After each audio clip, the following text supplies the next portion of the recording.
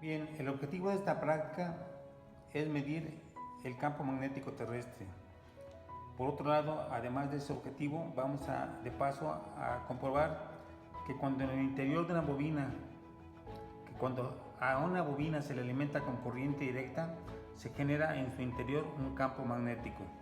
Bien, las partes que configuran nuestro experimento son las siguientes. Por un lado, la brújula. Una brújula es extraordinariamente sensible a los cambios, por ligeros que sean, del campo magnético. Tenemos por otra parte la bobina, que tiene una longitud de 15.5 centímetros y que tiene 12 vueltas por centímetro. Ese es un valor importante para poder calcular el campo magnético en su interior. Bien, la bobina va a ser alimentada por una fuente de corriente directa. La corriente directa, antes de pasar al interior de la bobina, pasa por una resistencia que tiene una doble función. Por un lado, la resistencia nos permite modular la corriente que va a pasar al interior de la bobina con el objeto de proteger a la bobina de que no se vaya a quemar. Por otro lado, la resistencia, al medir su voltaje en sus extremos y saber el valor, nos va a permitir calcular, aplicando la ley de Ohm, la corriente que pasa por la resistencia. Esa corriente, como está en serie con el alambre de la bobina, pues va a ser la corriente que va a pasar a la bobina.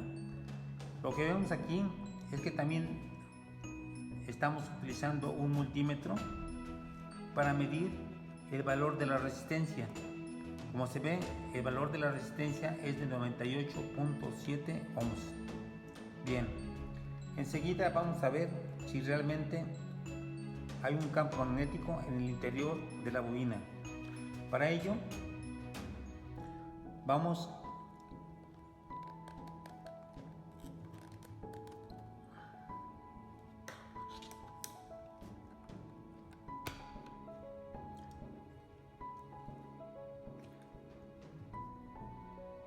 a aumentar poco a poco el voltaje para producir más corriente y ver el efecto sobre la brújula. Vean cómo se mueve. Si yo cambio el voltaje, la brújula oscila. De hecho, puedo aumentar tanto la corriente en el interior de la bobina que prácticamente la brújula se alinea con el campo magnético del interior de la bobina. Bueno, una vez comprobado que en efecto hay un campo magnético en el interior de la bobina que se alinea con el eje de la bobina, vamos a aumentar gradualmente el voltaje directo hasta que la aguja de la brújula gire 45 grados.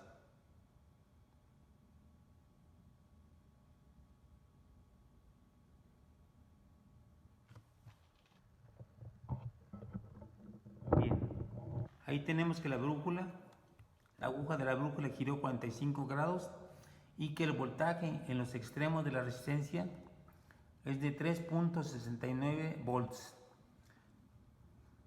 Como tenemos el voltaje en los extremos de la resistencia y ya hemos medido anteriormente su resistencia, que era de 98.7 ohms, entonces, aplicando la ley de Ohm, podemos calcular fácilmente la corriente que pasa por la resistencia. Pero esa corriente, recordémoslo, va a recorrer toda la bobina.